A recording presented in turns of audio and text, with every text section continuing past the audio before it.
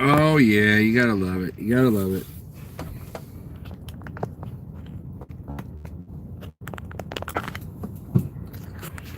I appreciate everybody who comes in here. Gratitude, gratitude, gratitude. What's up, everybody?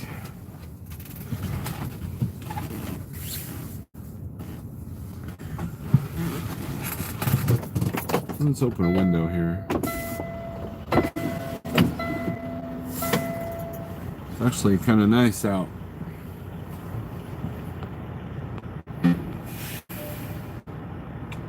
Juan, Big Houston, GSC Family Trucking, Grafton, Don. Good morning, Juan. You did beat Daniel. Pale Rider, what's up? Adam Gallagher, Jose, not first, but still important. Nothing witty or a little icon thingy changed. It is nice out. Yeah, it's about, what's the temperature? I think it's like 50.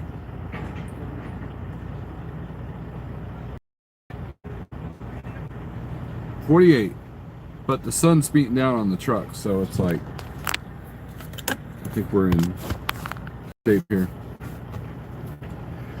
So it's nice, perfect. I have to crack the windows so I can get some breeze in here. It gets too hot in here. And it's kind of nice. I wonder if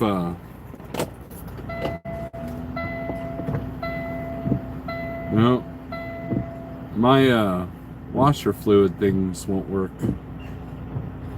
Not sure what's going on with that. Figured they'd be thawed out by now.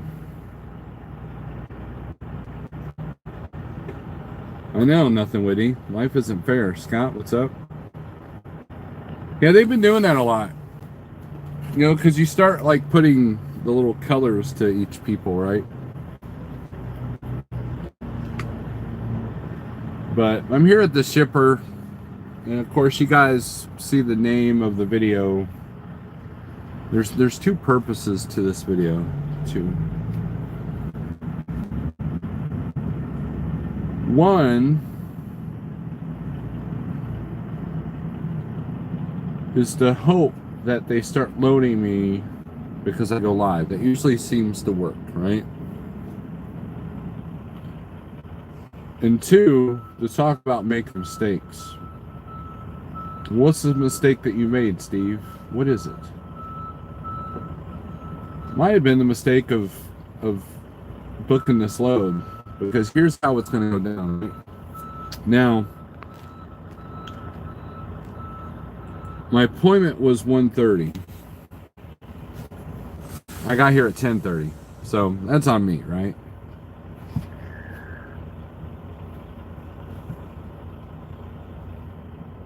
Now, if I got here at 10:30 and it's now 2:30, 11, 12, 1, 2, it took 4 hours at least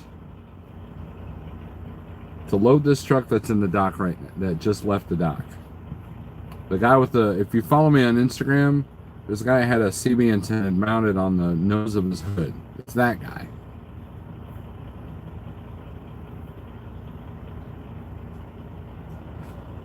So if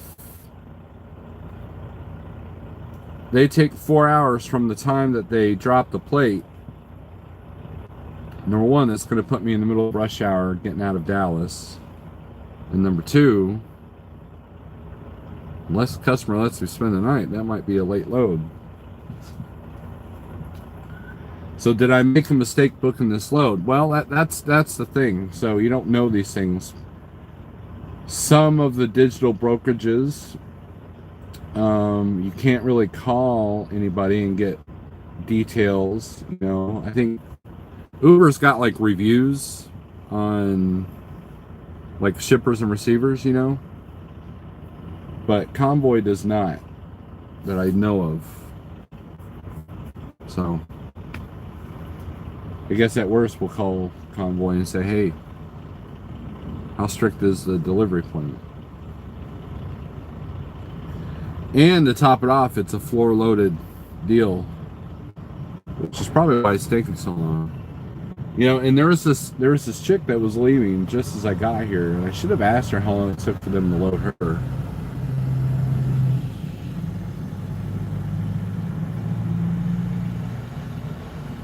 So when you become an owner-operator, you have to account for days like this, when the shipper takes too long and you could possibly be late on a load. And, you know, if you need to milk every minute of every day for every dollar in order to break even, well, you can't account for this kind of stuff. That's a problem, right? And that's the problem a lot of people have is their costs are so high that one bad day, one canceled load completely throws them off, right?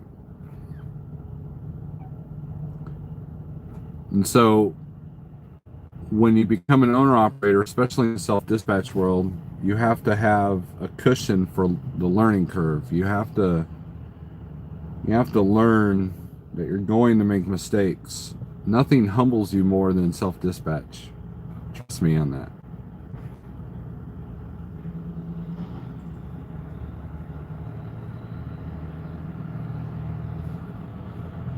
And if your costs are so high, you know, you really have to be on your A game. You can be on your A game, but doesn't mean everybody else is. I got here early, and of course I was like, "You're early." And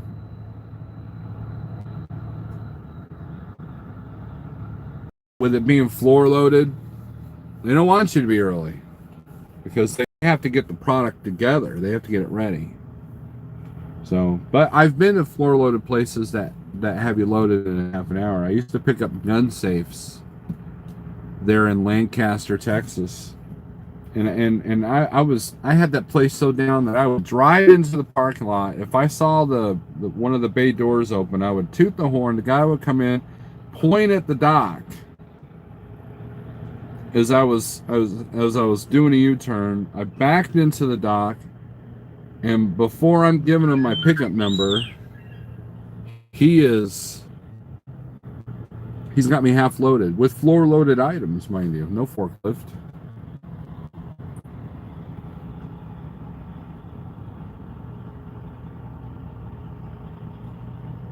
And I guess my notifications don't go out anymore.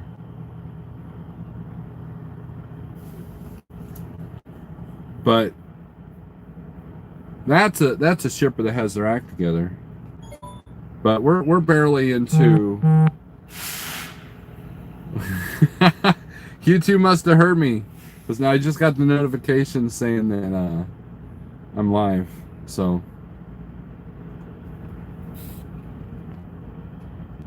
Christian Trucker, what's up? It's good talking to you, my friend. Bruno, what's your deal, man? How bad's that deer got you? Might have a hole in the hose. Which hose is? Oh, yeah, that's we're talking about my wiper thing. That's true.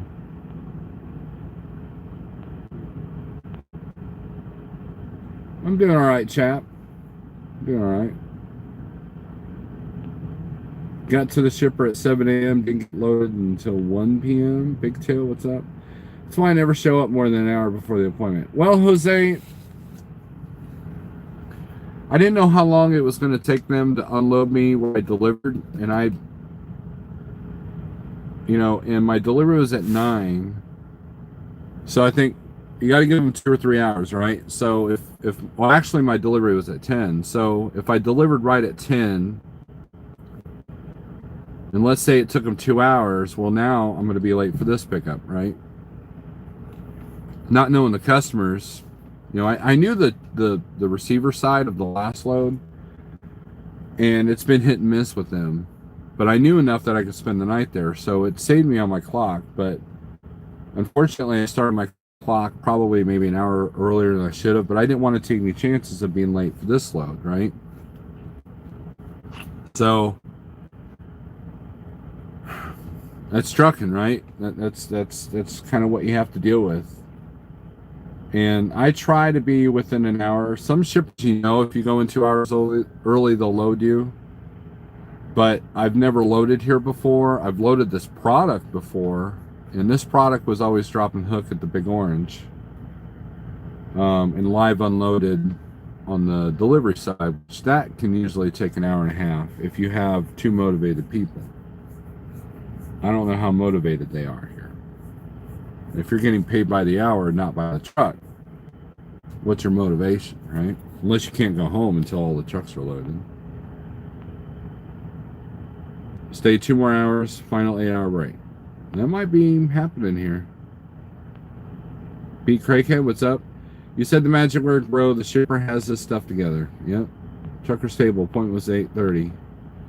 You want to tell him what happened to us last night, Christian Trucker? If you want me to. If you want me to, Christian Trucker, I will. Well, I guess it's already out there because you put it on Facebook. So, but I can, Christian Trucker. So give me a thumbs up if you want me to.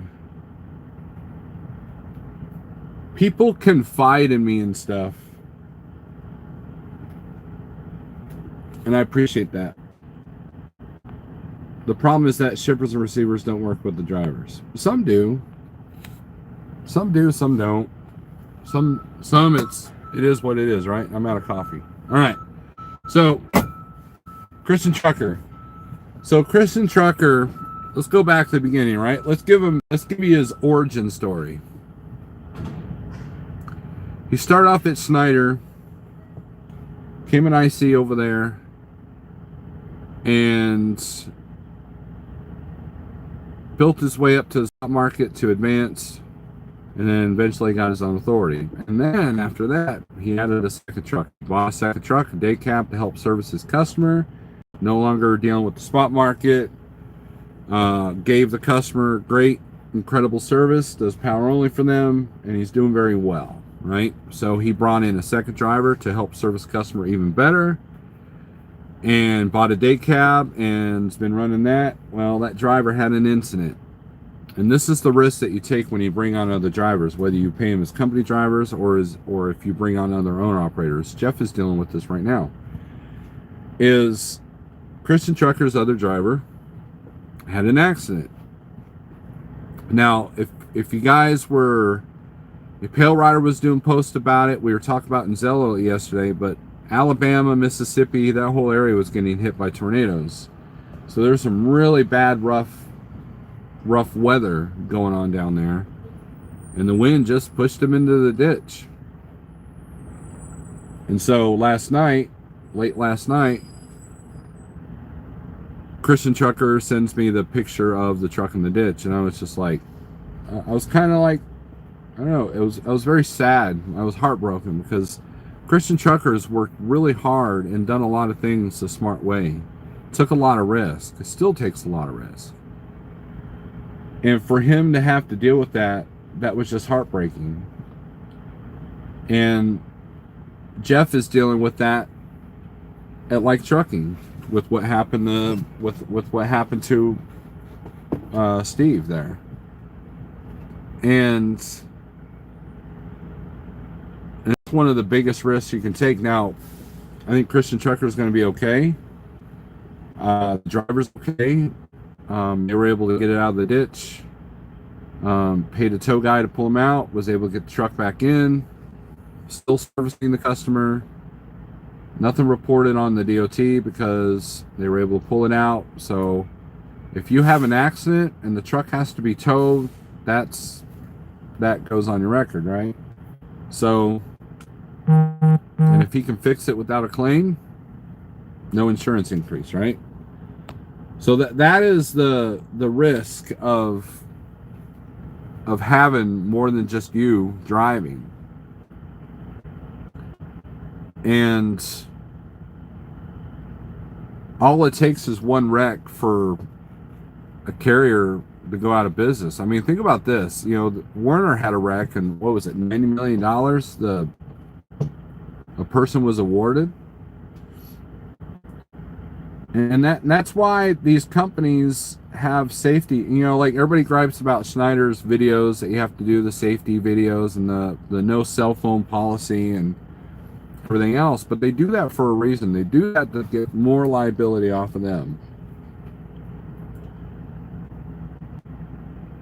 Schneider drivers are on the phone, okay? You'll be hard pressed to find a Schneider driver that hasn't broken that rule, right? However, if you have an accident, Schneider goes to the lawyer and say, he signed this document that he would not be on the phone while running our vehicle. JB Hunt does the same thing. Boom, now the liability is off of them and onto you. As a carrier, it's your responsibility to implement a safety program when you have multiple drivers. It could be a safety meeting, it could be a document that you have to sign, it could be a video, it could be a quarterly thing, it could be a monthly thing, but you have to show something. And so if you get audited, you know, we've done everything. We had a cell phone policy, we had a quarterly thing, he was up to date on that. We have reprimands if they don't do that. We do quarterly DOT inspections. You know, CYA, right? Because what happened to Steve and what happened to Christian Trucker's driver was not in their control, okay? You could be the most safest driver. You can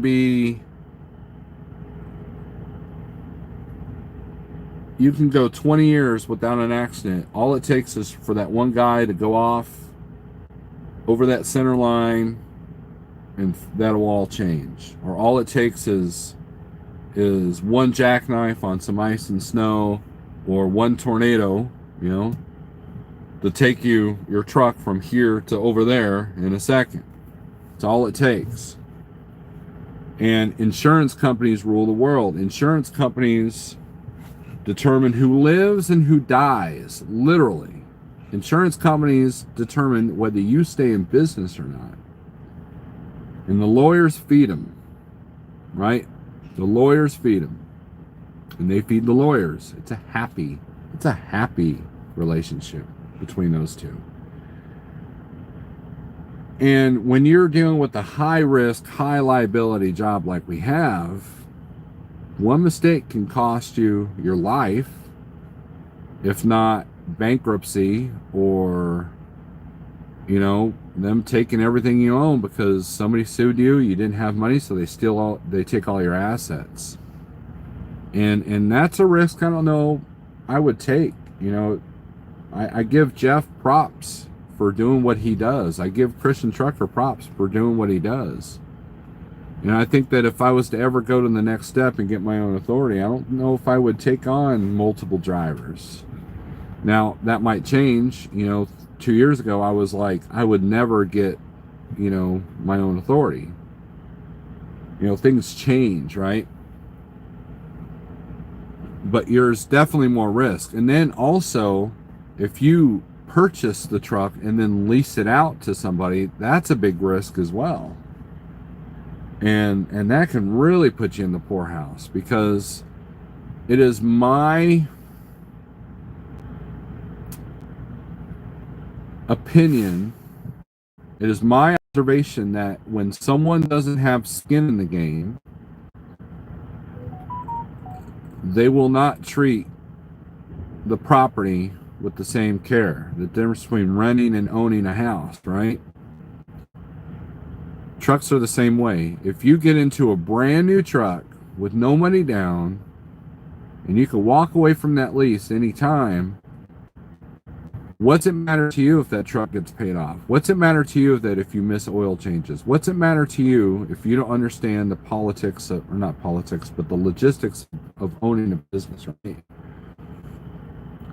And that's why some of these companies micromanage you. That's why some of these companies, they micromanage every facet of your business, because they want you to pay attention to the truck. They want you to pay attention to maintenance. They want you to pay attention to your fuel mileage, you know?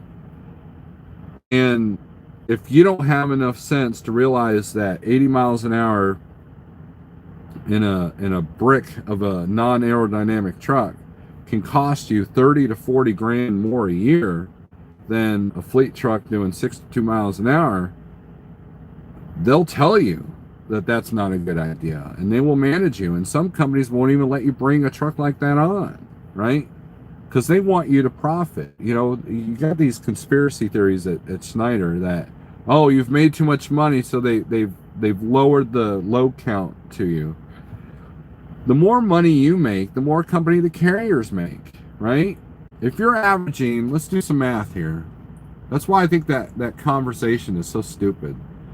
If you're averaging, say, $5,000 a week times 0.35, Schneider makes $1,750 just in percentage alone, right? So if you make $6,000 a week times 0.35, that's $2,100. So why the hell would they keep you from making too much money if it makes them money? Right?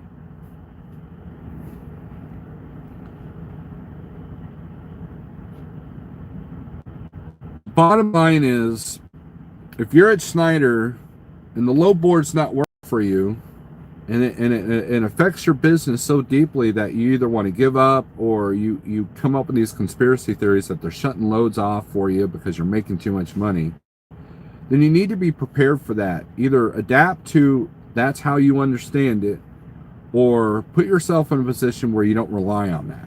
And the spot market is no different, right? RD Trucking, what's up? It's got me thinking about going into rental properties, LOL, right? You've jackknifed twice, Illinois and Wyoming. It could have been way worse, exactly. It's Half Pound J, what's up? TJ?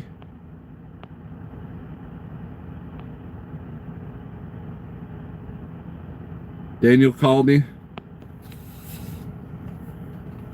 Cameron, what's up? So, you have to account for mistakes. You're going to make mistakes. And so when people, oh, you know, I'm driving 6 months, I want to become an owner operator, you're still going to make mistakes in general trucking, right? And I you know, if you're a company driver and you really want to become an owner operator, act like that truck's yours. Drive it like it's yours. Take care of it like it's yours. Pay attention when oil changes happen, when grease happens. Pay attention to where and how they make you fuel. And if your company is working off the spot market, but you're a company driver, or if you're like one of these guys that has a company truck over at Landstar, you know, running for an agent that owns like 20 trucks, pay attention to what their costs are. Pay attention to what everything costs, so you can be mentally prepared for anything that comes your way. Because sometimes something will come your way, and sometimes everything comes at your way. How do you account for the mistakes? How do you account for life? How do you account for the fact that you might be snowed in for 3 days? How do you account for that one day that you lose revenue because the customer didn't have the product ready, or you didn't have the right delivery number? When I was at Landstar, I did a load to Ardmore, Oklahoma, and I knew that you should only check in an hour early, right? So I checked in exactly an hour early. Now, already checked in with a guy with a later appointment than me. He was there 2 hours early, right? And it turns out that he and I had the same delivery number. So what ended up happening was They gave it to him, which is BS. I mean, I guess he did get there first, but only because I didn't want to be too early. And that ended up costing me 2 days. Why? Because when you reschedule Dollar General or Walmart, guess what? You can't just like, oh, just come back tomorrow. It is a complete,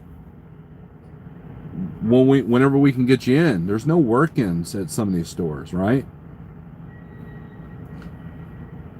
So if I had a $1,000 a week payment and I needed to get 3,000 miles to break even, a situation like that can put you in the hole. So next thing you know, you're doing a week, you're in the hole, and then pretty soon you're basically working for free. Pretty soon your hole is so big that you're working for free. And I don't know about you, but I like trucking, but I don't want to do this for free.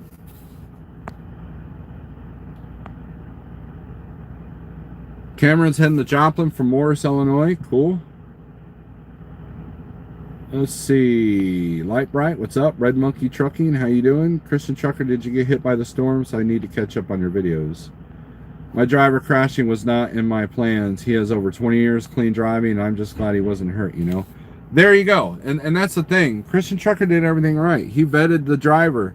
He knows the driver. The driver's got 20 years of an excellent record, but, you know, he can't account for tornadoes. He can't account for storms.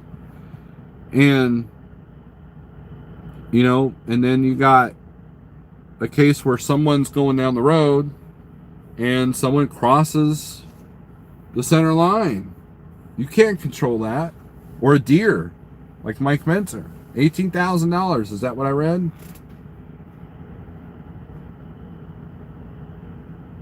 There's a lot of risk involved. So when somebody asks me, hey, Steve, I want to be an owner-operator, I said, well, the first question I ask is, are you the sole breadwinner? Number one.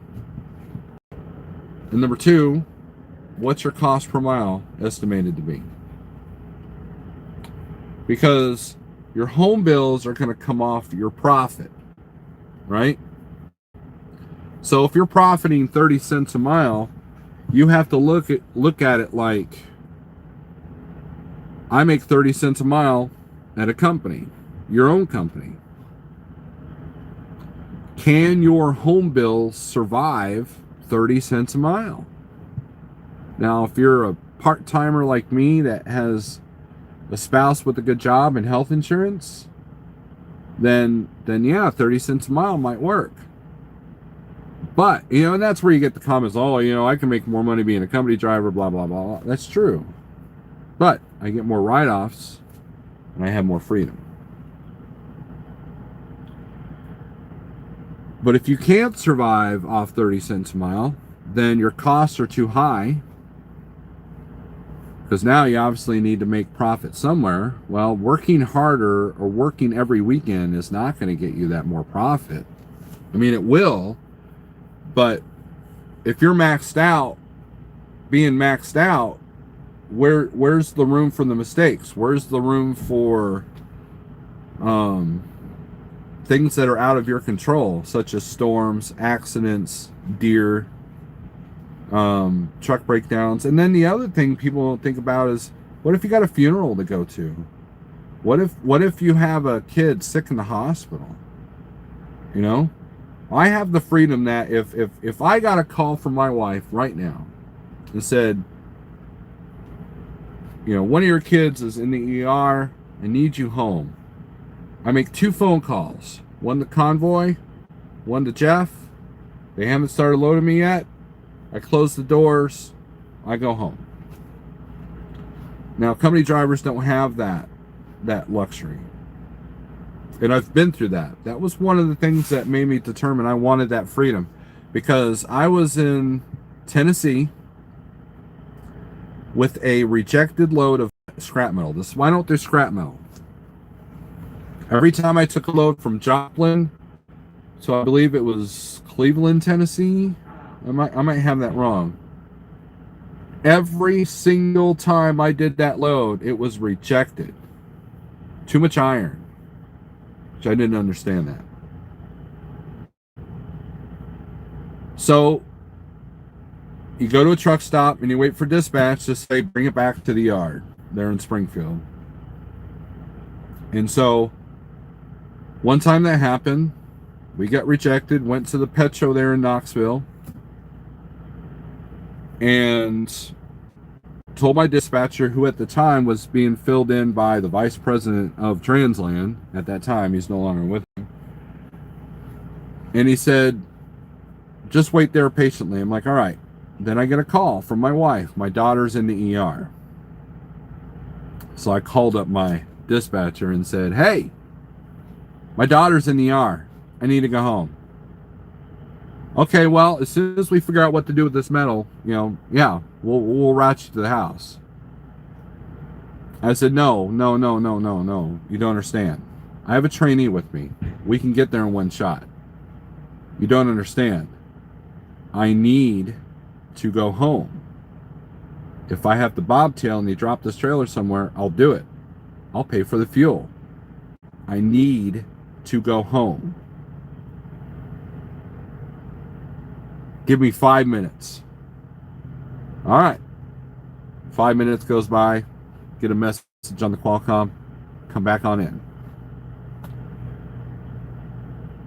Drop the trailer at the yard. Proceed to go home as quickly as I possibly could. And we did it in one shot because of my trainee. So when you have a $5,000 or $4,000 or even a $3,000 truck note and you're paying all the bills at home, how do you prepare for that? How do you prepare for something like that? Because that has nothing to do with trucking, has nothing to do with business, right? And so it's not just mistakes that you make. It's things that happen out of your control. It could be as lame as a load taking 4 hours to load, and it could be as severe as somebody has passed away at home and you need to be there ASAP.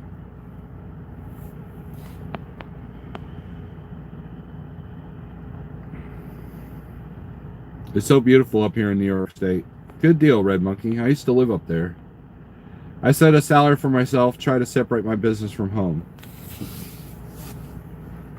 You got people that say, don't put your home expenses in your cost per mile. And then you got other people that say, put everything together. Don't do, right? There's got to be a happy medium. You got to know what would it take for you to survive. So if it's 30 cents a mile, then you need to profit 30 cents a mile. Then you figure out what your cost is for the business by itself. What will it take for the business to survive? Okay. Then you go, okay, if I do this, and this, I should, projected profit should be 30 cents a mile.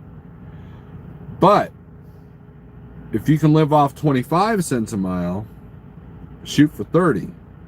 That way, when you have a bad day, when you have a bad week, when you have a bad month, when that truck breakdown takes you out, then you're still okay and have money in reserves. So if you profit 40 cents a mile and you only need 30, that extra profit needs to go into a separate account and leave it alone. Don't go out and buy the new car.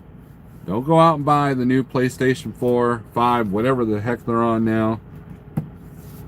And don't max out your credit cards, right?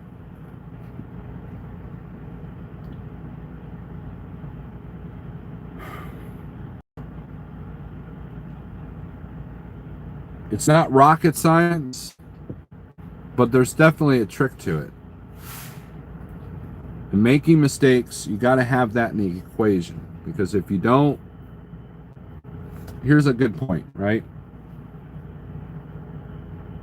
Roscoe and I think he's got 100,000 more miles, maybe even 200 more thousand miles on me than my truck. I've got 600,000 miles on this truck. Now you talk to one guy, he says, oh, it's barely broke in. Talk to another guy, you're like, man, you should get rid of that right now. Right now.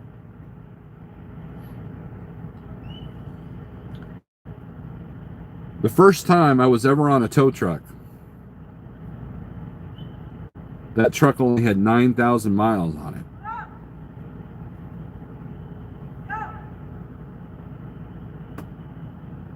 Someone's yelling at somebody.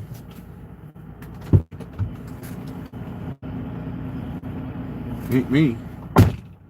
Maybe they finally got this dude loaded.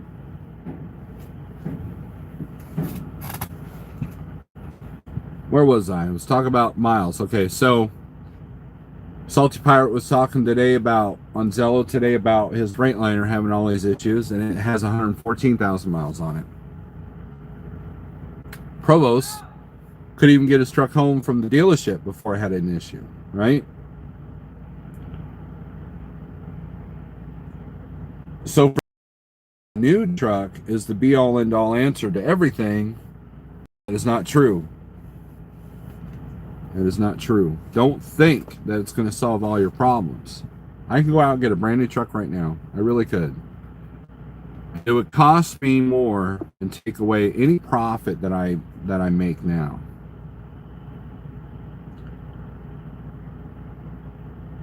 And let's say that payment I can make it, but I can barely make it, right? Well, what happens that 1 week that something goes down? What happens that 1 week? Let's say I buy a Freightliner and the one box goes out. No fault of me, no fault of my own. And the warranty will cover whatever. But still down, right? Bank still wants their money for that truck.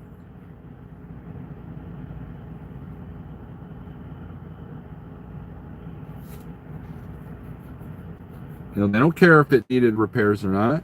You know, you might be able to work with them a little bit so they don't get the truck back, because they don't want that truck back, right? So it's not just mistakes. It's things that are beyond your control. And life is a gamble, right?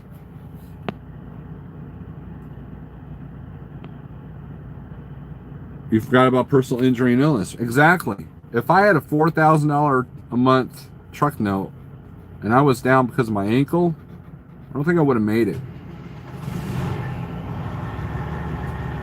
Finally got this dude loaded, so I should be next. And they only took him 2 hours. So that's good news. That's good news. So maybe they won't take so long with me.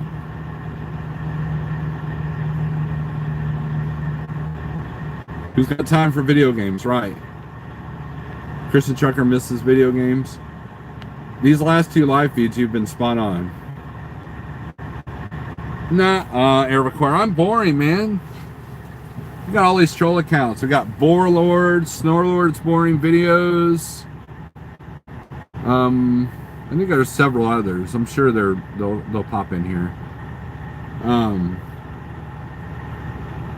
But you know, I may not have the most exciting content, but at least I'm honest with you guys, right? At least I'm honest with you. And there's not a whole lot of people that make fun of me that can claim that. Probably just tick some people off. Expect the unexpected, right? So let's say trolls are boring. Yeah, it's so predictable, right? Let's say, like for example, here's another thing. So when I first became a truck driver, got my CDL, I went to Transland,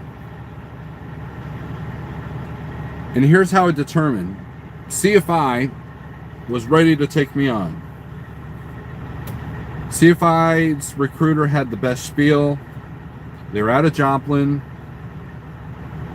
and I'm like, hey, that'll work, right? But then I found out through a second recruiter that you have to be out a minimum of 3 weeks. At that time, that's 10 years ago. And with me having little kids at home, I didn't know if I want to do that, right? I swore I would never be a slave to the truck. I swore that I wouldn't be one of these guys that has to be out 1 or 2 or 3 months at a time. For those of you who do that, God bless you, right? I could not do that. Now, do I love trucking? Yeah. Do I mind being out on the weekends? Every now and then, I like being out, right? I like the every other weekend routine that I have. So my wife put her heads together and we said, okay, what is the least amount that we could live off of? Okay, I think at that time I was at 30 cents a mile, 32 cents a mile, I think. And I said, I need a minimum of X amount of miles at the absolute worst. So anytime I was above that, we would take that extra money and put it in the bank. Hold on a second. What's up? Good. Okay, so when he pulled up, when he's gone, I just need you to come this side. Do what now? So whenever this truck leaves, I just need you to just block on. Okay.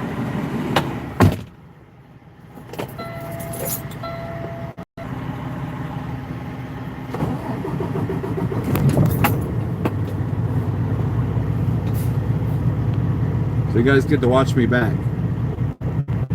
Yeah, we looked at number, set my salary for home, and live within that profit, then his business account, and always try to improve that, right? Snowlord, your videos are great, full of wisdom, and you are real honest.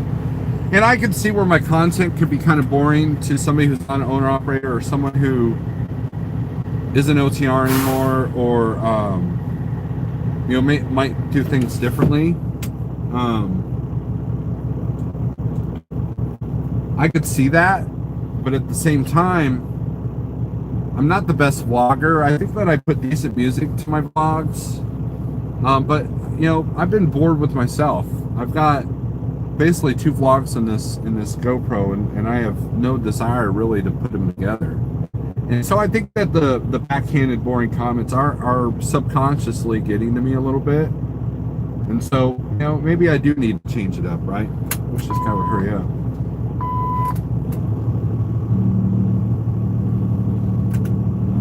So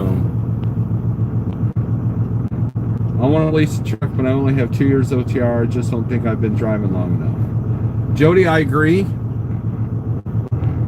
I mean, there's no magic number. I think it just depends on your... It depends on what you're willing... Like, if you learn easily or if you pay attention. You know, it also depends on the struggles that you've gone through in your first 2 years. I know guys that became owner-operators in their first 2 years, and they're very successful. They're very, you know, but they have a business mindset. They came from a business background, right? And that's essentially what it is. What kind of mindset do you have? Because if you treat this like a job, and you're only looking for certain rewards, you may not get what you want.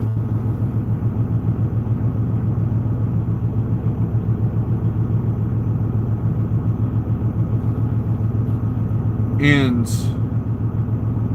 looks like maybe I prematurely turned the truck on.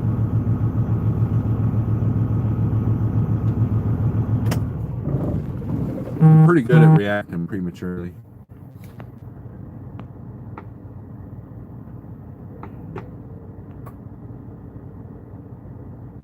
It was epic fail. I've been on real simulators. Schneider had them, and then Crowder College that CFI goes through, they had them. I did a train the trainers class for Transland, and they had us go to Crowder for that, and we had to drive those simulators. It was pretty interesting.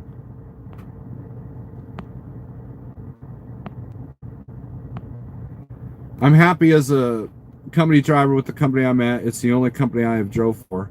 Well, see, there you go, Jody. So here's the other thing. What's your motivation for wanting to be an owner-operator?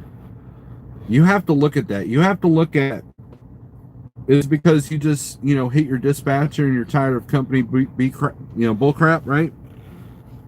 That's why you can become an owner-operator. You know, I talked to a guy at Schneider one time that was a company driver, and I said, you ever think about going IC? And he was like, well, if they forced me to drive an automatic, then yeah. That was his only motive. Like, really? Really? And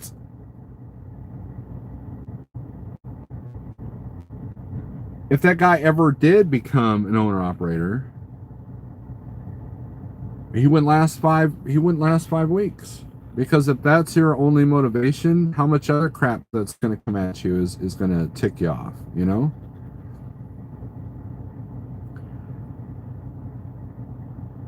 I've always wanted to have my own business. Yep, when he moves. Back over here. All right. Thank you. Obviously, communication is an issue with these guys. Okay, the guy's got his doors closed. Paperwork signed. Right?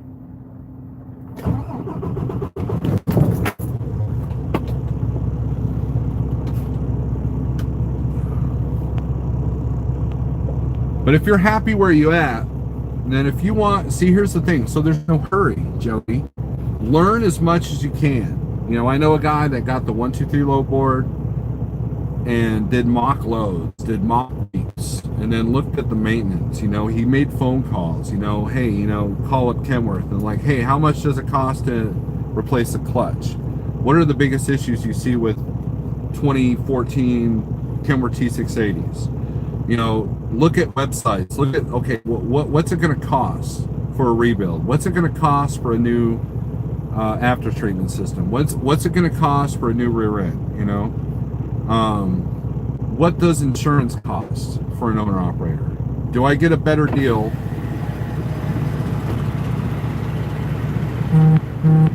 You know, by doing that. All right. So I'm going to roll up our window a little bit, just in case my phone decides to want to fall. Always roll your window down, at least a crack, so you can hear what you're about to hit. Because you're going to hear it before you feel it.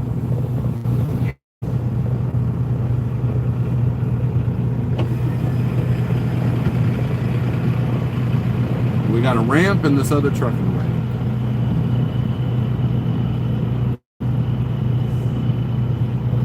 All right. 4 ways.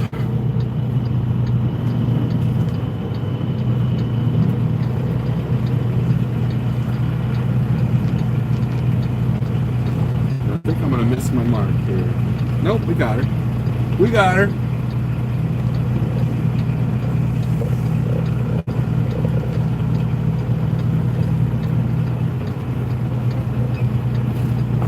Barely.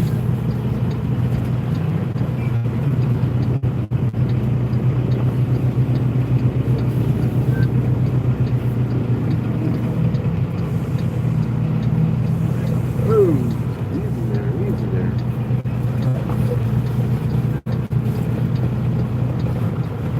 Another mistake is if you back into something, or someone backs into you, you can't control that. Jeff had a truck total one time because of a bad backing job.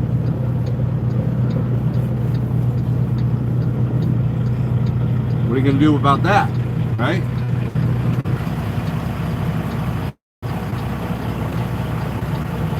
See how straight we are.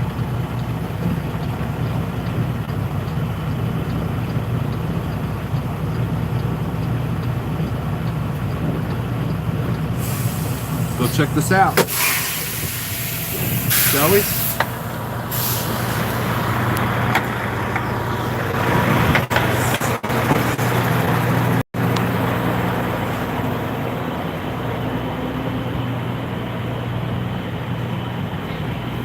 Looks like we're square. Build the wheel chalk. Look at all the luscious palette stuff. Got a little tip. Never butt it against.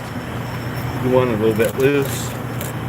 That way you can tap it out if it pulls forward. 4 ways on.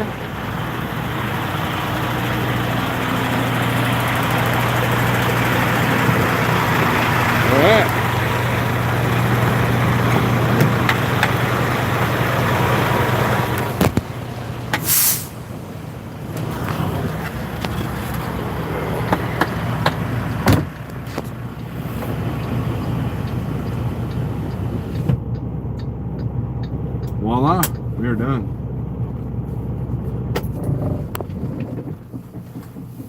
Voila, just like that, we are done.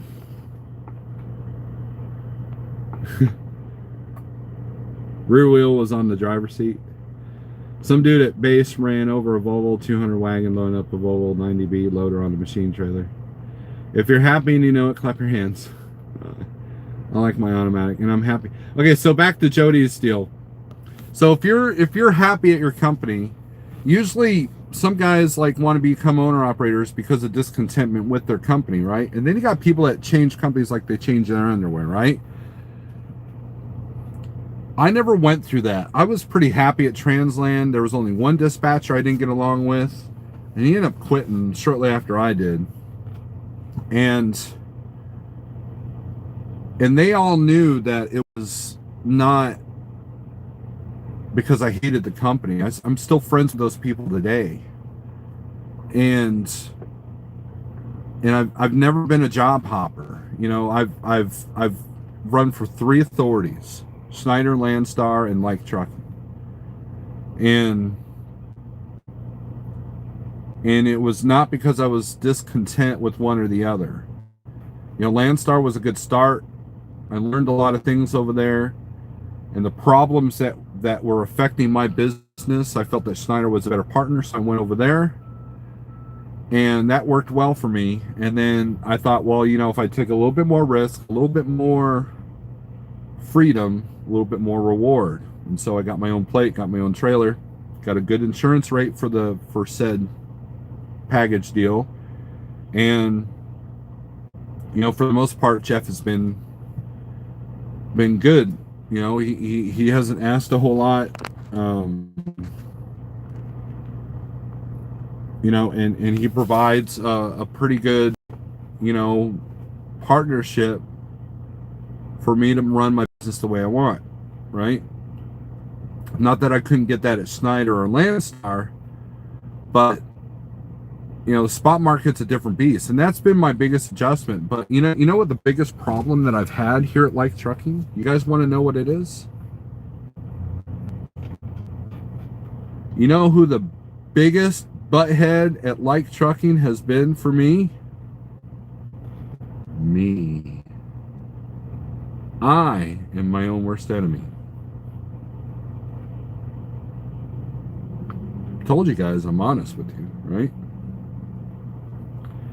Oh, by the way, let me put this out there. I started a live feed. Now I'm getting loaded, right? Still might take 2 hours, so we might be looking at a James Best kind of thing here. I saw someone say, "Oh, DJB." RD is trying to book a load. Landstar is a pain in the derriere.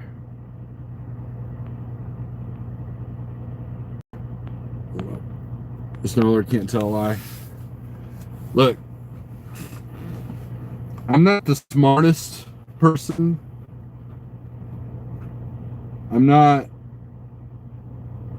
I probably don't have the best advice. All I can do is tell you what I've learned and how I learned it. And I know that it's not my wife, it's not my kids, it's not my home life, it's not my company, it's not my truck, it's not my trailer. My biggest enemy, it's not the spot market rates, it's not the, you know, because if I want to get out of the spot market, I could easily go pull an orange trailer, park mine, and still make the payment, right? Or I could sign on with a company that's got contract freight. Contract freight is not the be all end all. Does it give you a little bit more security? It gives you false security. Because one day you're doing these, let's say you're doing these automotive runs, and you're making money hand over fist for 4, maybe 5 years, right? And then all of a sudden, GM lays off 17,000 people. Well, what's that going to do for you? Right? So now you've had this false sense of security. And then now you find yourself fighting for runs, fighting for money, and you don't have the strength. You've never struggled, right?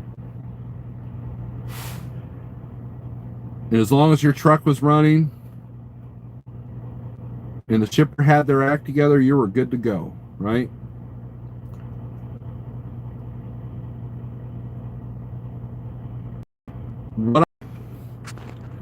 And when I needed to make adjustments in the spot market, I made similar adjustments. I called up one of my brokers. I said, hey, can you kick ours? And he's like, yeah. All right, let's do that together. Let's do this. And I booked 90% of my loads with this guy. Was he dispatching me? No. He tried. I'm like, no, I don't want to do that. No, I don't want to do that. He goes, well, tell me what you want to do. And then I would tell him, this is what I want. This is where I want to go. I don't go there. I don't do this. I will do that. Maybe I'll do this if the money's right. I will use that for leverage. Well, I normally don't do that, but, if we throw an extra couple $100 and back it up with the next load, we're good. And he would. But like all good things, it came to an end. We had to change reps, so was that a bad thing for me? No. I had prepared mentally that this was going to happen, because trucking, the only thing that stays the same in trucking is that it's always changing.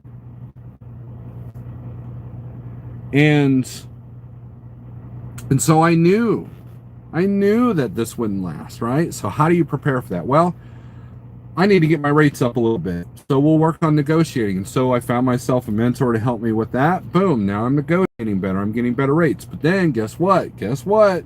Days like today, my consistency goes down, right?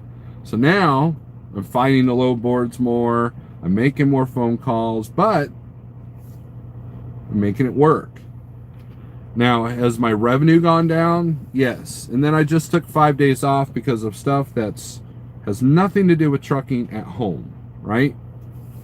Because there's other investments I've made. There's other things that I had going on. I have doctor's appointments to go to, and I have family events to go to. That's why I make a truck payment, is so I can do those things at my will, when I need to, when I want to.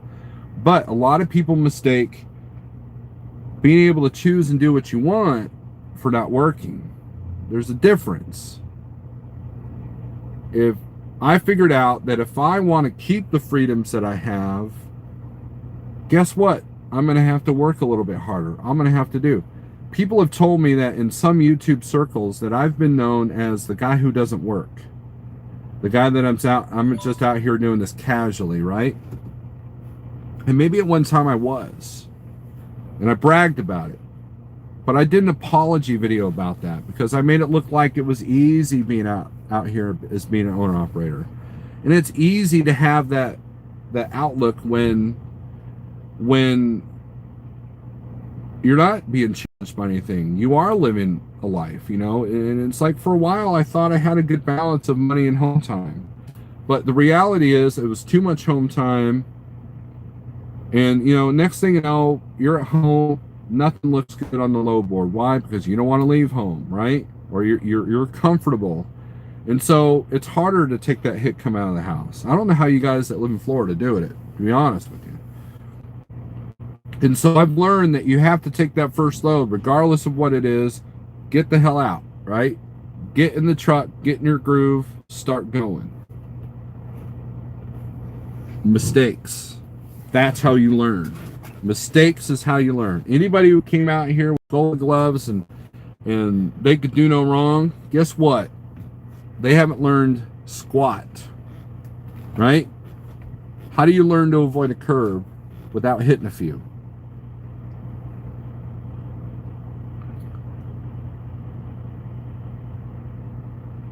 Every company I've been to has had a learning curve, even as a company driver.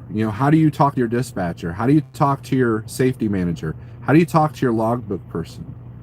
And that one time that you maybe do that extra load, or you take that weekend and you work instead of wanting it off, or maybe to gripe at them, and you're the one guy that doesn't and show some sympathy, guess what? You're going to get favoritism. Yes, is there favoritism in companies? Absolutely.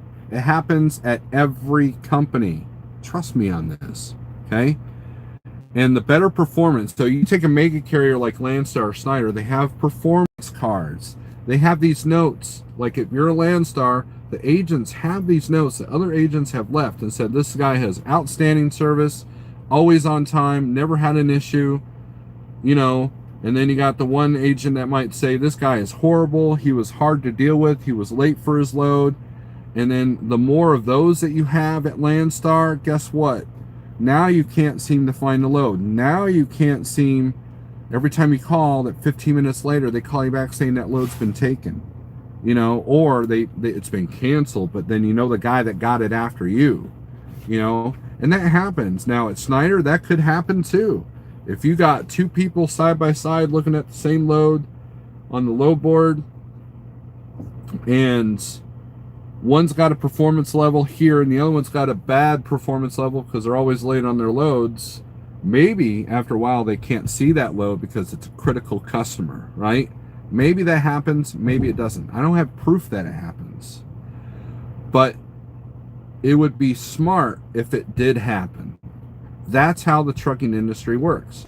One time I flat out asked my dispatcher at Transland, what grade am I? And he said, I'm a good solid B.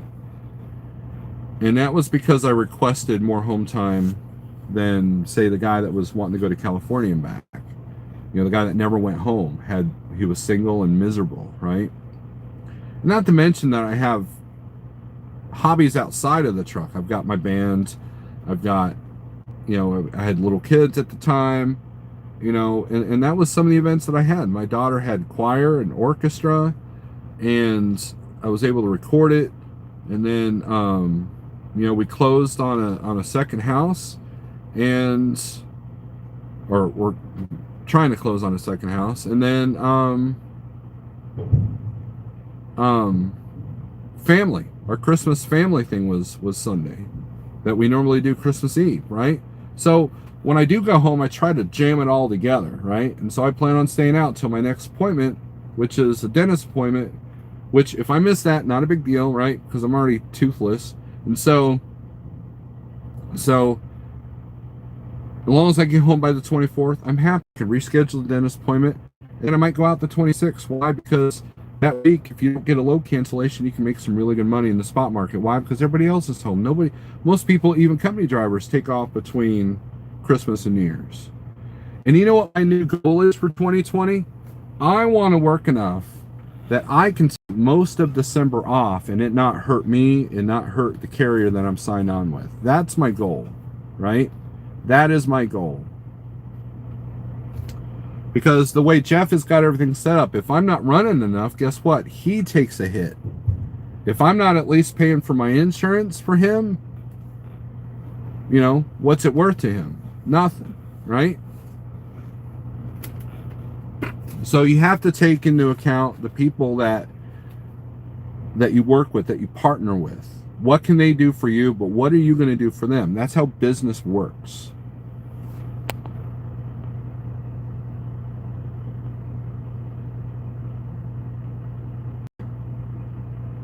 Does the Great Pumpkin make ICs take the sleep test? Yes, RD.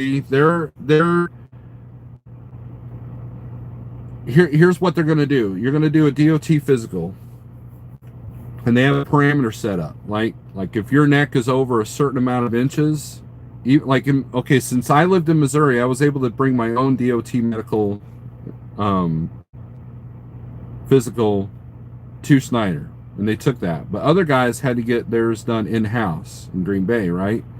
So the DOT might require, if your neck is over so many inches, or if your BMI is over a certain number, then they want a sleep study, right? If you say that you don't have sleep apnea, right? And those numbers are stricter than the DOT requirements.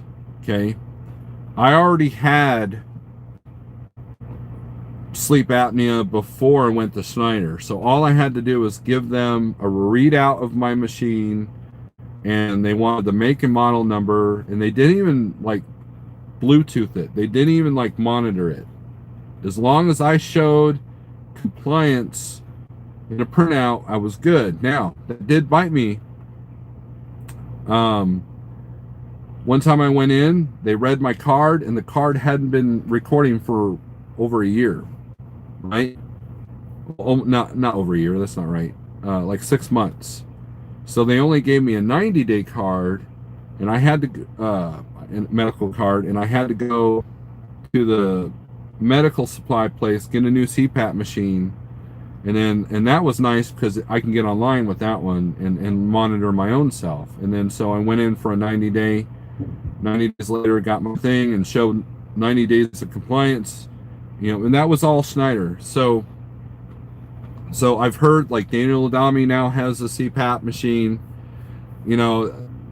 I don't agree with Schneider's testing policy. To do it in a hotel room with a couple of wires hooked up to you is not a true sleep study. A true sleep study costs thousands of dollars, at least $1,000. If you go to the right clinic, it could be about $800. But it's you're spending the night there and they've got computers and machines and video hooked up to you. That's a sleep study, not a couple of wires in a hotel room. Because everybody I know that had a couple of wires in a hotel room is a sleep study, guess what? They failed every time. And so I do not agree with that. So now, if you feel that you've been falsely, what you do is you go and get your sleep study done by a real doctor. And if they determine that you have it, then you have it. Then you need that machine. You want that machine. However, if they determine that you don't have it, then you say, hey, Schneider, check this out. I don't have sleep study or sleep apnea. Here's my sleep study. Boom. Now give me a 2-year card and shut up, right? So that's the way to combat it. Will it cost you money? Yes. All right, Christian Trucker.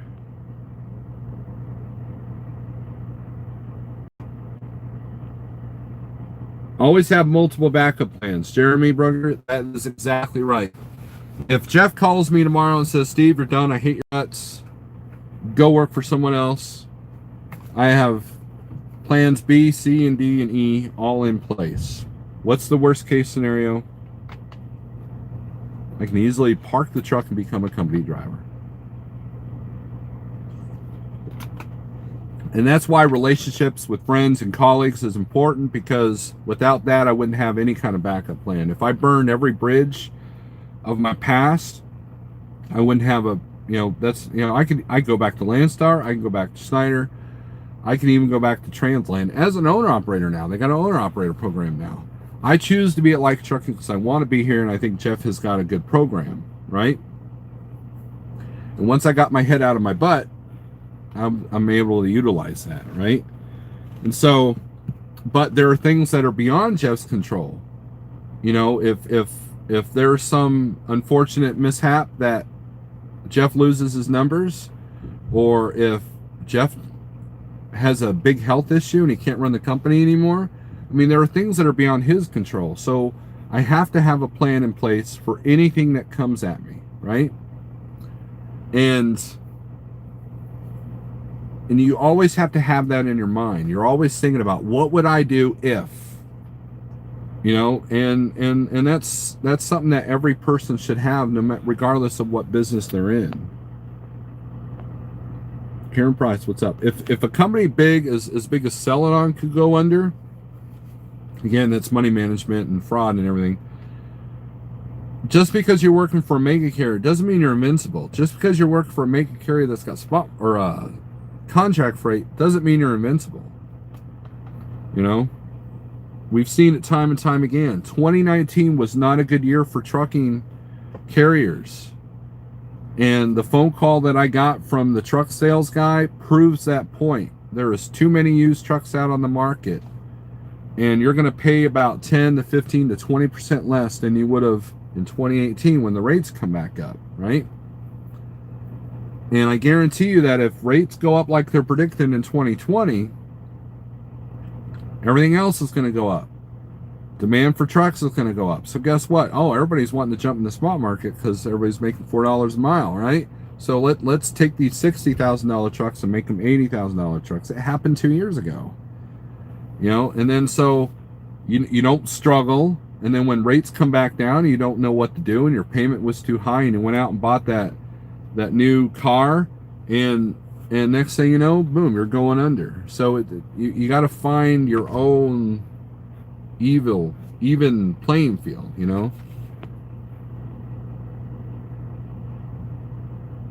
I worked less when I was company driver, says Southbound Jay, right? Well, that's fixing to change there, Jason. How much vacation time do you get to take a year there at like? Because I imagine you're not making money. Jeff isn't making money. Look, we have a very easy minimum that's done by the quarter. And as long as we meet that number, Jeff's happy, right? So if I can make that money, I can make that money in 2 weeks. If I make that money in 2 weeks, I can take the next 2 weeks off.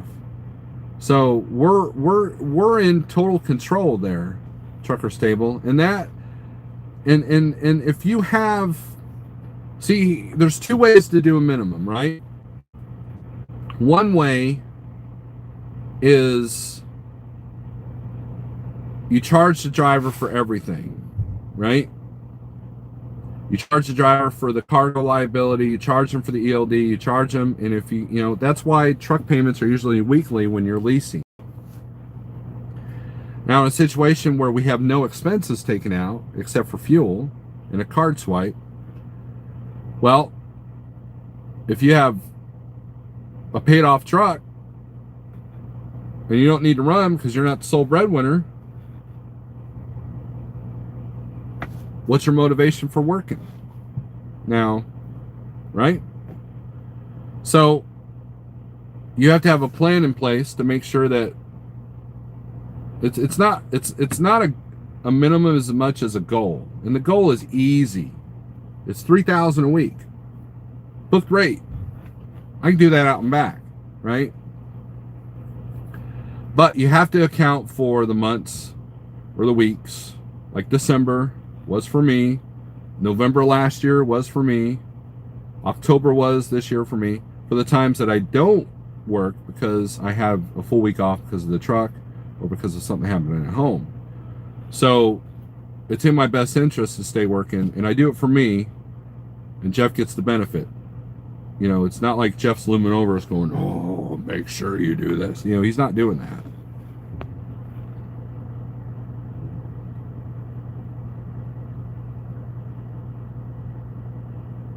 Trucker Stable, I think I answered your question. Trucker Stable, let me put this in the clearest terms, okay? My settlement after every load, the only thing that's taken out is fuel after our discount, if we fuel at a discounted place.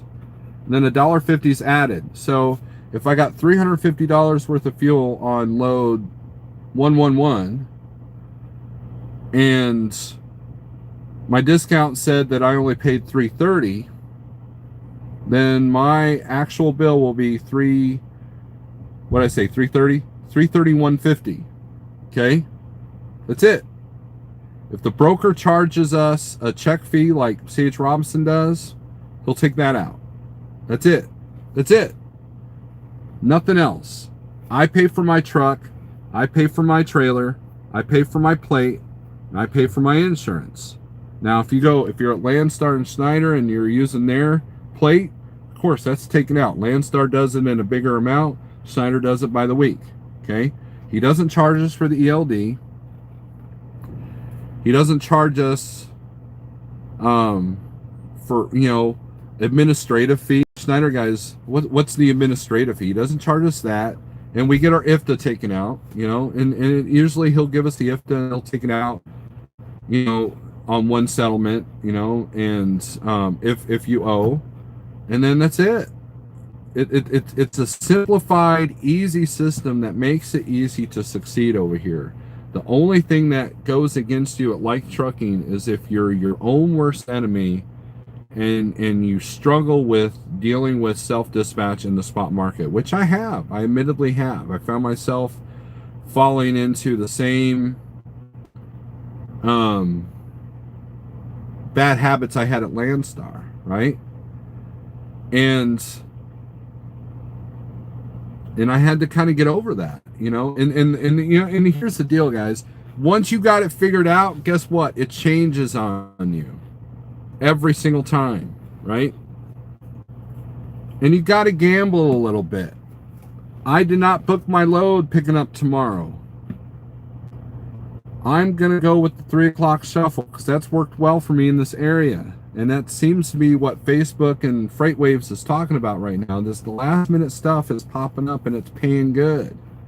And as we get closer to Christmas, capacity is going to get tighter. And that means that there's going to be more loads than trucks, and they're going to be willing to pay a little bit, right? And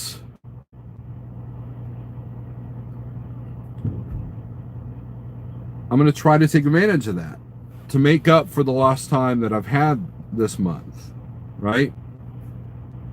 And while Jeff is too busy to hold your hand, he will give you some opinions. He will point you in the right direction, and he'll give you the numbers of the guys that are doing well over here, right?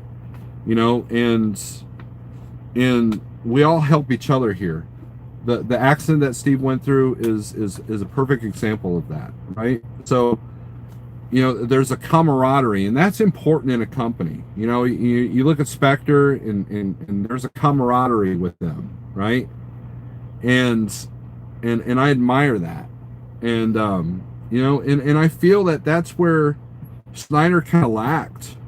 There was no camaraderie as much over there as there was like at Landstar. Landstar beats them hands down on the camaraderie part. There was always Landstar drivers that were willing to step up and help, you know. Schneider, it was easy to figure out. So, you know, there was a few drivers that gave me the tricks of the trade and certain shippers to avoid and what to do and certain tricks how to deal with the empty calls and all that stuff.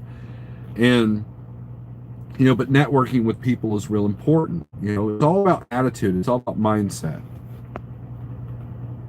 Rick Jones, that's how I failed my sleep apnea test. They had me take it to the hotel room. Right, Daniel. So, Daniel, if you want to fight that, what you do is, and I know you don't have health insurance, is you try to find a sleep study clinic that you can walk in, and it's not very expensive, because I've seen sleep studies go for as low as $800 to $5,000. And sleep clinics are popping up all over the place, like these kidney dialysis places, right? That should tell you the state of the health in America. But find one, get an actual sleep study done, and then you can take that and show it to Schneider and say, hey, I don't have sleep apnea. Here's my proof. And every time you go in for your DOT medical card, you can show them that.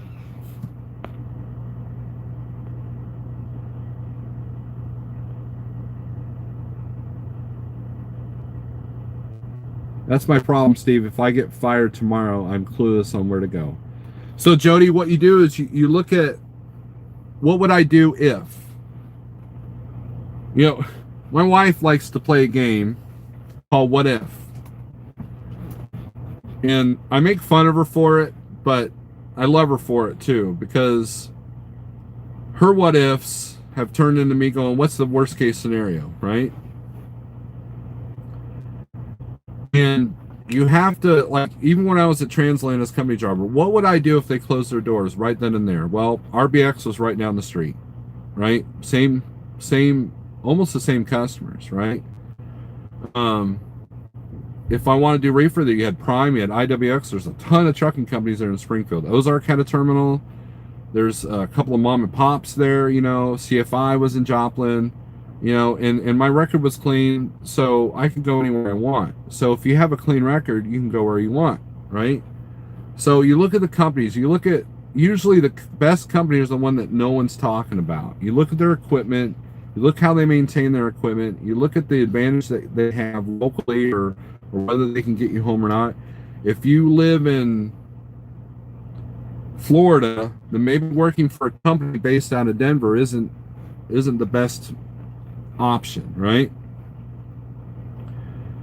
So, you know, what would happen if the company went under? Could you get home? Would you get home? You know, would they get you home? You know, that kind of thing. So do your research. Don't go buy those stupid books in the front entrance of the rest areas and the truck stops, all that recruiting stuff. Talk to drivers. You see a company you're curious about, talk to that driver. But when you talk to that driver, look at their mindset. Try to figure out if they're their own worst enemy or if they truly have a problem with how that company does stuff, right?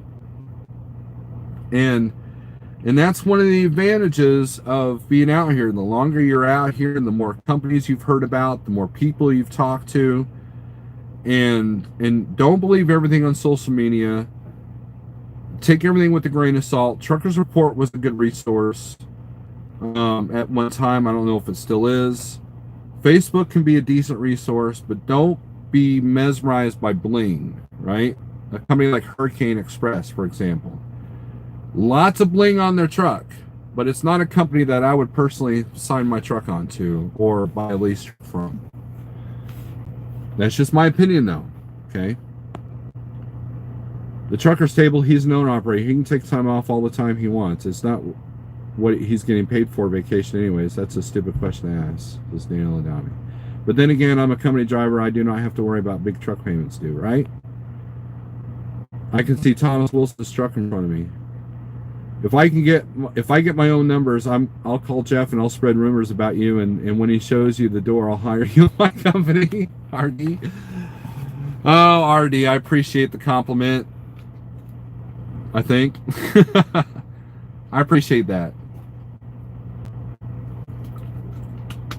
Don't get this idea that I have all the answers. These are things I've learned in the last 2 years since I've been losing weight. And I'm not joking with you guys. The last years I've been losing weight, I've been going through this shift.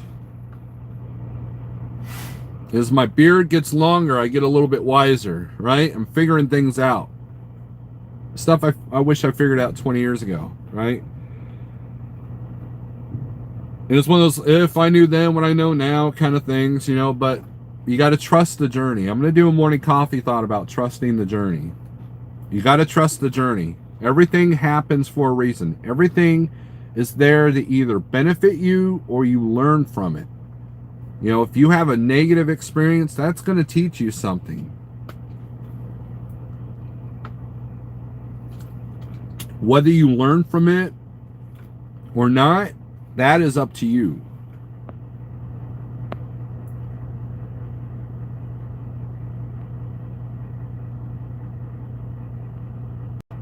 I have a $1,000 credit card I never used for that situation. There you go, Joni. Brian, what's up? We have a lot of negative people here at Schneider, but there are a few good guys I hear. The GNC. Look, I loved working at Schneider. Absolutely loved it, right? It was easy to make money, especially for me, because I didn't have the big SFI payment. And, you know, you talk to bigrigceo, he'll tell you, he's been out here twice as long as me. And he's been a lease operator for many companies. Not many companies, but several, right? And he called me and said, dude, I enjoy trucking again. You know, and that's with that high-end payment. And I found that at Schneider that everybody's got the same tools, everybody's got the same trailer pool, everybody's got the same Qualcomm, everybody's got the same load board in front of them.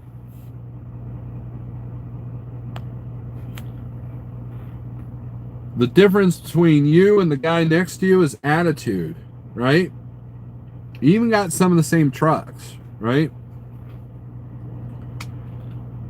And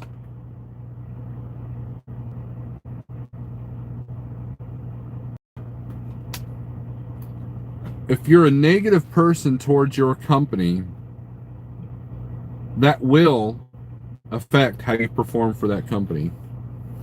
Because now, instead of just a flat tire on the trailer, it's stupid Schneider, can't believe they don't maintain their equipment, right? Now it's Schneider's fault. Now you're in the mindset, it's Schneider's fault, right? And so you look at the load board and you don't see your normal load that you took every Friday for the last, 6 months. Stupid Schneider probably now you're having trouble adapting, adjusting, and blaming it on Schneider, right?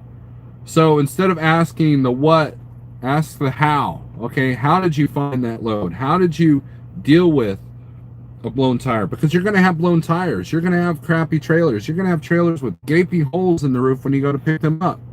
How do you deal with that? How do you, you can either sit there and curse the company and call your BOA and gripe them out and just be more negative to them on something that they can't even control, or you can just roll with the punches, do what needs to be done, and enjoy the fact that you have that luxury of the drop and hook, and that's the price you're going to pay. Is every now and then you're going to deal with a bad trailer with a bad situation, so it's one for the other. In trucking, if you have something for coming out of Dallas, but the price is, I've been here for 4 hours, right? Well, actually longer than that. 5 hours. I've been here 5 hours, and I'm only going to collect if I'm here for another hour, right? It's all learning curve. So you're going from Snowlord the Gray to Snowlord the White, right, Perry? and then at the end of the movie, I'm going to get on a ship and sail away, and everybody's going to cry. So, Snowlord, everything is an opportunity to learn, grow. Is it up to you, the individual, to see use it? Anybody can make money at Schneider. Right? Southbound J, anybody can make Schneider. And all of us are ex-Schneider guys that like trucking. And we did well. And if we had to go back, we would. Now, I did a video kind of making fun for Schneider. Send me the letter that, hey, the spot market sucks. You ought to come back, And if I ever had to go back, I'd eat those words, But I bought a trailer. I got my own portion plate so I could be more in control. And, it wasn't because I was dissatisfied with Schneider. There are aspects of Schneider I do miss. The drop and hook, the booking at 3 a.m., and the open window drop and hooks, and the OCs. But that came at a price. The challenges of no one letting you over in the left lane because you're pulling an orange trailer. Or, that trailer that you'd find with the gaping hole in the roof. Or waiting for box planners to send you to tell you where to get your empty. Because the shipper says absolutely no bobtails. That kind of thing. I don't miss that. So it depends on what you're looking for. I love having my own trailer. I love the fact that when I do a pre-trip and post-trip around this trailer, it's going to be the same trailer the next day. So, and if a tire's bad, I just go to the shop and say, fix that tire. I don't have to call anybody. I don't have to get a PO number. I have to write a check, right? But it's done, and I know exactly what that tire is going to do 6 months from now, unless I blow it. And then I know how to deal with that, right? No phone calls. John is going back to Schneider.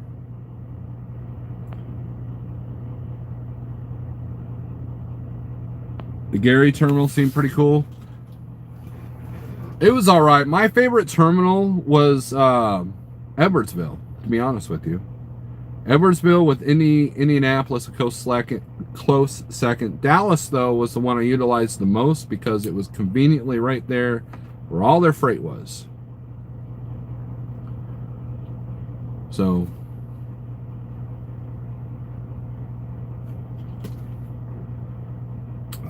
for example, I had a load that went to Costco there in Dallas off of Mountain Creek. Get the green light, pull forward, go back, close the doors. There's a full pallet back there. What the hell? So I drove up to the gate. Yeah, here you had an overage of a pallet, so I called Schneider and was like, what do I do? And they're like, bring it to the OC, drop a trailer, here's an empty, go to your next load. Easy peasy. I never went to the Fontana yard. Bought a truck out of Gary, so I was there a couple of times. Okay. It's just like leasing. If you get an SFI payment truck, you're going to pay, but you get a few luxuries that when I was at Schneider, did not have. Do you think that the OCs looked at my truck for repairs? No. Do you think that if I had a $10,000 repair, Schneider was going to help me out? No.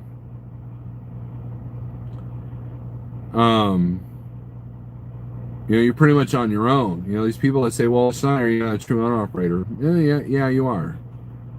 You may not own the truck outright, but you own a business. They expect you to run that business.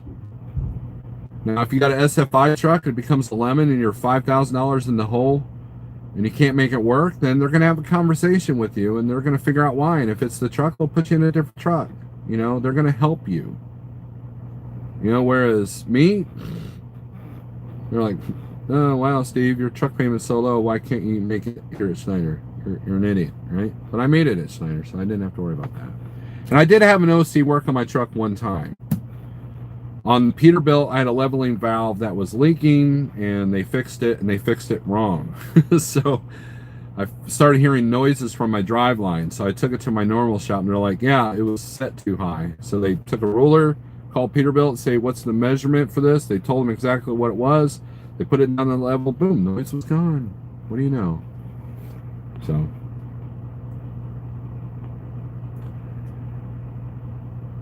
all right. Hey, Steve, how do I go about getting a bargain on an APU? Help, thanks. Denise White, be careful where you tread.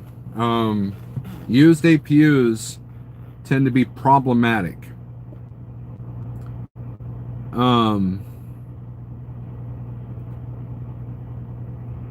In my opinion, carriers are more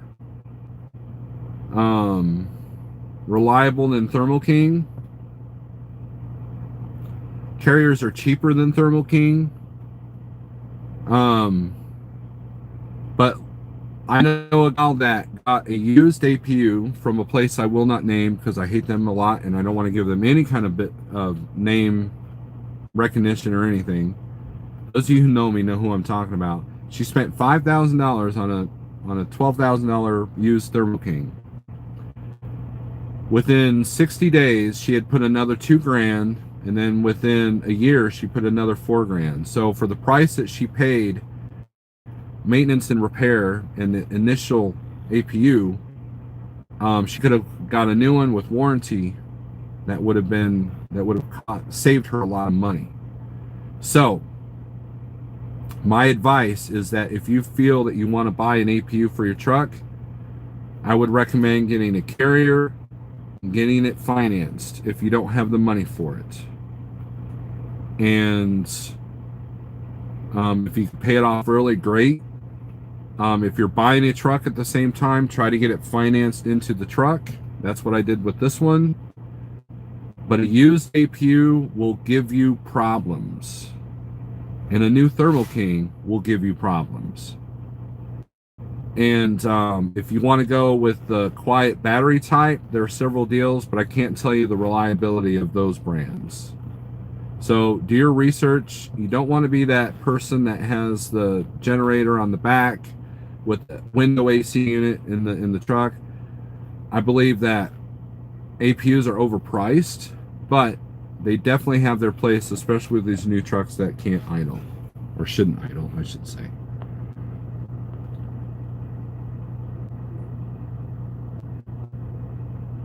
Not me, I don't like this place and didn't want to come here, but I'm making money for me, not them, and I want to make as much as I can. There you go. Perry, doesn't the constant live load and load get irritating? Yes and no. I mean, you could have a week where you're doing nothing but 4 and 5 hour unloads. I think that if I was on the reefer side, that definitely I would not like it. And it takes a minute to get used to. It definitely affects how you book. But it's something that you adapt to. And if you absolutely despise sitting in a dock and doing live unloads, then maybe buying a trailer is not the best option for you. Because I've done dropping hooks that took 3 hours, so it was funny because I was at Schneider and a guy came up to me that watched my YouTube. His name was Julio, and he was concerned because he knew I was going to like trucking. He was like, have you considered the fact that you're going to lose revenue because of live unloads and live loads. And I'm like, you mean like the drop and hook I just spent 6 hours at Nestle Water? And he looked at me and smiled, and he's like, okay. He knew, because he knew I thought about that.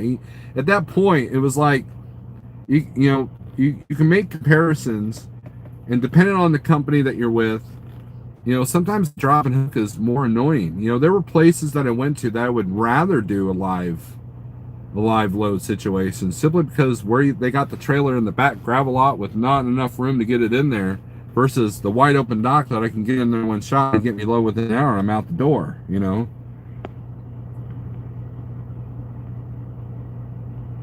Daniel Adami retracted his message. So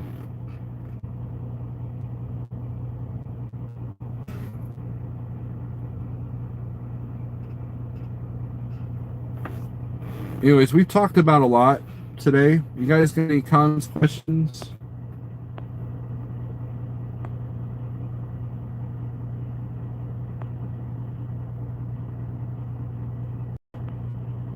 APUs will pay for themselves, but will take some time. But imagine the fuel savings you'll have. Right. Okay. So let's do some math, Daniel and Dami. Let's do some math. A diesel-powered APU burns about a gallon for every 8 to 10 hours. Okay. So let's round it to 10. Let's say you don't run it. So for a 10-hour break, you're going to run it 8 hours, right? So if a gallon of fuel is $3, and guess what? It costs you $3 to spend the night where you're at. Now, if you idle the truck, guess what? You have to pump up the idle. Because idling the truck at 5,000 RPMs or 500 RPMs is not a good idea. You want it up there. You want it 900, 10, 1100 to burn. You want it to burn. These new trucks need that up there, right? So when you do that, these Kenworths will tell you how much you're burning per hour. And it's usually 1 to 1.5 gallons an hour doing that. So 1.5 times 10 hours, that's 15 gallons of fuel times 3.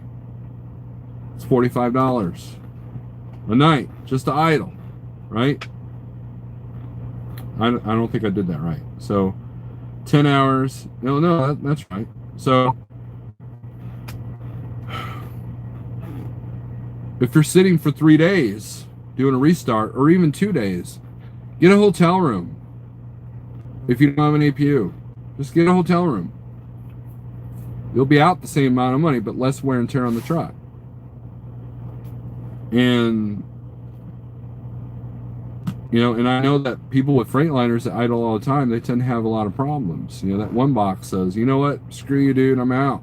And that's like $13,000. Schneider even tells you that in orientation. Hey, do you got an SFI truck? Yeah. Do you have a Freightliner? Yeah. Well, guess what? That's $13,000 and it's not covered by warranty.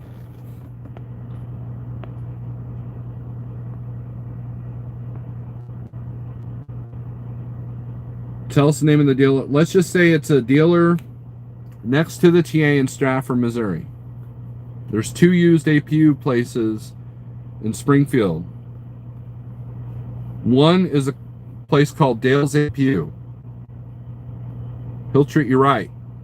He resurrected my APU that came from the other place on my old truck. The other place, their install nearly burned my truck down.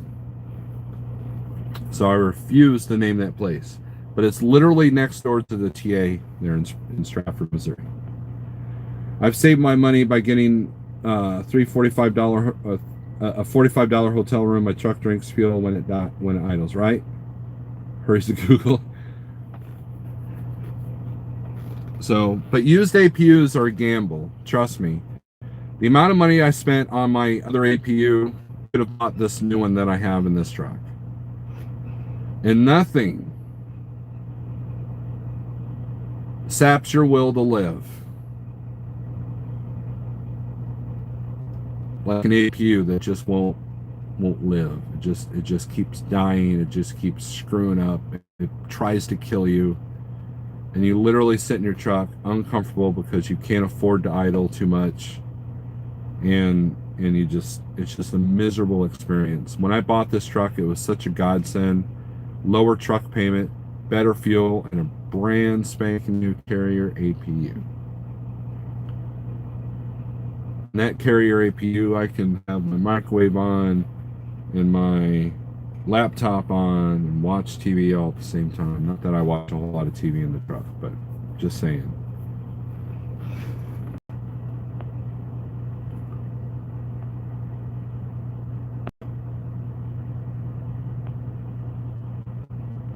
Better get an APU, get a truck. Right. John, here's the deal. When I went to buy this truck, I originally applied for a new truck. And when I was at Transland, the first DEF truck they put me in put me on a hook at 9,000 miles. So I told the sales guy, look, I'm really worried about what idling these trucks do. So he told me about the after treatment warranty and all that stuff. He goes, the main thing is, the first question he asked me was, do you plan to buy an APU? And I go, yes. He goes, good, because you don't want to idle these trucks. If you idle a 10-hour break here and there, not a big deal as long as you got a good run afterwards. But the problem comes on when you do a 34 reset, idle the truck most of the week, and then you do a 100-mile run. That's a problem. You end up doing park regens, and then you have a lot of problems with knock sensors and the like. So, but that was the first thing he asked me, are you getting an APU? So if you're looking at buying a brand new truck, make sure that you have enough room in your wallet or in the financing to purchase an APU. That is my personal opinion. Now, 2020 trucks have better after treatment systems than, say, a 2014 PACCAR. So you might get away with more idling, but then now you're burning fuel. So one of the reasons why I hate going into really cold weather is because an APU is not going to keep up when it's 10 below zero. You have to idle the truck. You have no choice, in my opinion. Okay. So now you're burning fuel. So the extra revenue you made by going up in the north is now ate up with either downtime because of snowstorms or because you're idling. So if you spend an average of $50 a night and you idle for 3 days because it's 40 below zero, well, what good did that extra revenue do? Nothing. I'd rather net more by running in Georgia, and making less per mile, but I net more because I'm not having to idle for 3 days straight and worry about my fuel gelling, The only time he watches TV in the truck is to watch his favorite team, which is the Dallas Cowboys. Daniel, you're lucky you got a wrench. Don't buy Thermo King, says Alvin J.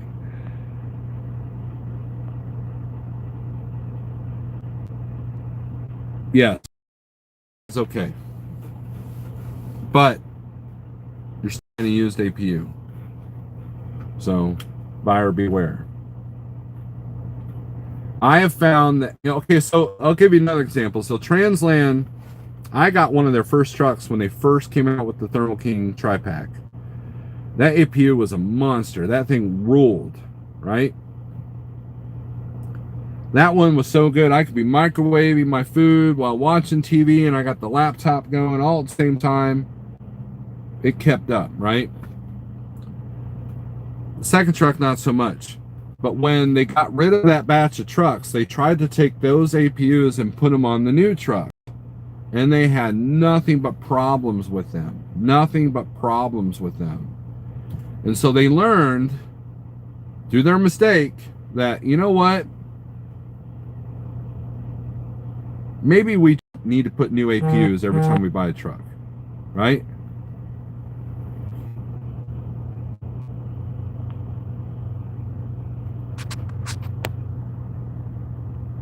My phone too hot? Yeah, my phone's real hot.